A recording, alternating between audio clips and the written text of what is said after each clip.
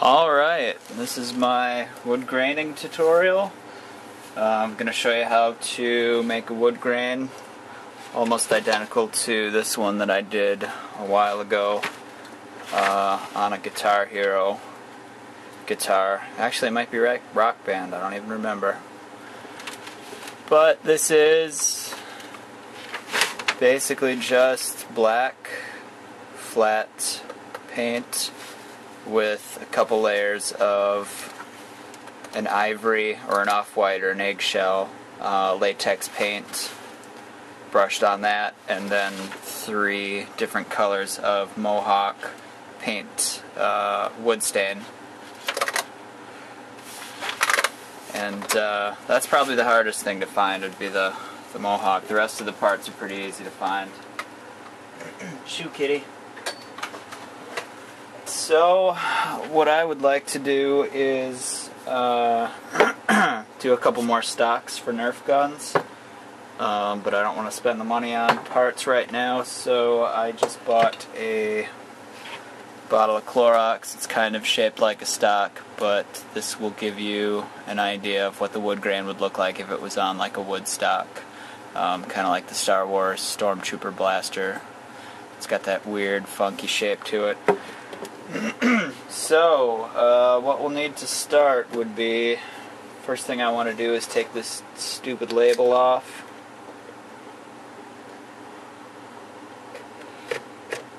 And if you don't have one yet, 99E Classic, probably the most versatile tool for prop making.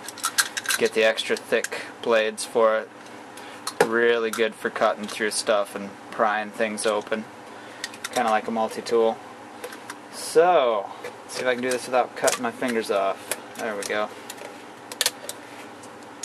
Nope.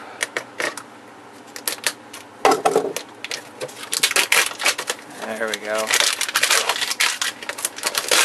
So, we'll just get rid of that. Oh, it's a little wet. Paper towels. Here we go. Alright, so this will have some fun shapes. I can show you the highlights and the shadow effects that you can do with a couple different colors. I just did a grip on a small Nerf gun, and I had to omit a lot of the final steps doing the shading. There's a lot of little black details and things you can add, you know, highlights and spots where there'd be heavy wear and where the gun oil or the wood oil would be rubbed in constantly and then sort of built up. So we'll do that, and it'll look pretty good. So then you want to take 220 grit, or whatever you have, nothing smaller than 220, or you're going to get a lot of scratches. But basically what we want to do is just rough up the surface so the primer sticks. So I want to just get a good layer of scratches in there. And it might show up through the primer and the paint, but again, not really a big deal. This is pretty ghetto, but it'll work. And then if you just kind of do your sanding with the direction the wood grain would be, sort of like that. So if it does show up, it'll still just look like wood grain. I'm just going to get in there a little bit more.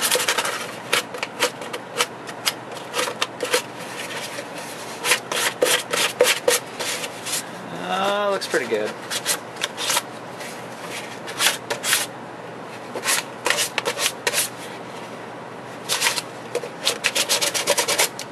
Bottom there a bit. Yeah, that already feels a lot rougher. But it's not really visibly rough, which is good. You don't want to use like a 60 or an 80 grit, because then you're going to get all these big scratches in it. Alright, so we have that. And then I'm going to put on a layer of Rust-Oleum plastic primer. Unfortunately, the only color I have right now is white, and we're going to do black on top of that, so I don't know what that's going to look like. Hopefully not garbage. Also, it might be hard to see if I've got full coverage on this with the plastic primer because it's white on white. The other reason I like using black or gray primer.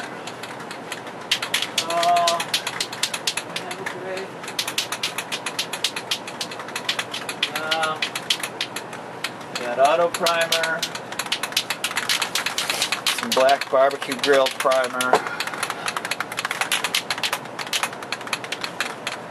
and Bulldog. And I'm almost out of Bulldog, so I'm not going to use that because it's expensive. Alright, let's see if we get some coverage here. I'm sure there's 1.5 million tutorials on how to spray something with a coat of paint from a rattle can.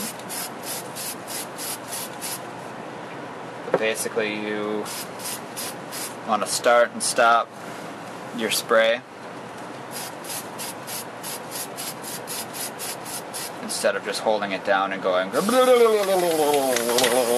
then you just waste it and make a big stupid mess. You have a lot of spots where there's more paint. Actually, yeah, I can kind of see where it's coating. Okay. Well, this will be pretty awesome. That doesn't look too bad.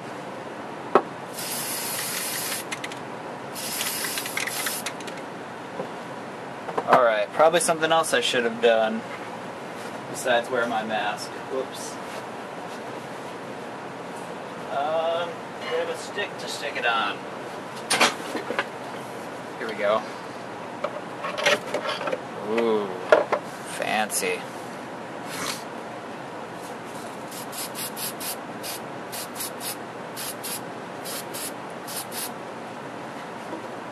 So, yeah, I think that'll work.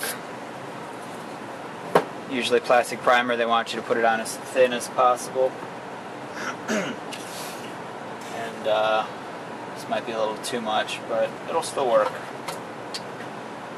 Alright, so that's it for the first step. The next step will be to let this dry, and then we'll put the black on, and then we can get started on the fancy paints.